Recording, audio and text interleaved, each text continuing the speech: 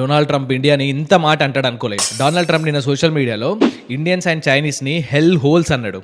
దీన్ని నేను తెలుగులో కన్వర్ట్ చేయలేను, అంత బ్యాడ్ వర్డ్ అన్నాడు.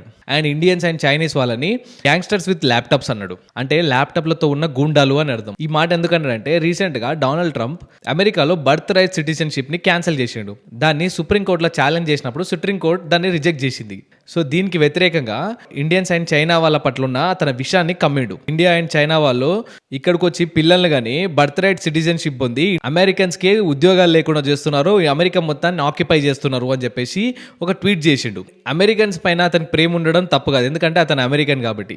కానీ వేరే దేశం వాళ్ళని who are contributing to the GDP, who are contributing to the economy, వాళ్ళని ఇంత మాట్లాడడం తప్పు. మనందరు తెలుసు ఇండియాలో ఉన్న టాలెంట్ మొత్తం యూఎస్ వెళ్ళిపోయి ఈ రోజు గూగుల్, మైక్రోసాఫ్ట్, ఐబిఎం ఇలాంటి పెద్ద పెద్ద కంపెనీస్ అన్నిటికీ సీఈఓ ఇండియన్సే ఉన్నారు. వాళ్ళు ఏం ఫ్రీగా ఉండట్లేదు, ట్యాక్స్లు కట్టే ఉంటున్నారు. అలాంటి వాళ్ళని ఇలా అనడం ఎంతవరకు కరెక్టో మీరు ఒకసారి కామెంట్ చేయండి. ఇండియన్ టాలెంట్ మొత్తం అమెరికా వెళ్ళిపోతుంది, దీనిపైన మీరు ఏమంటారో ఒకసారి కామెంట్ చేయండి. Thank you.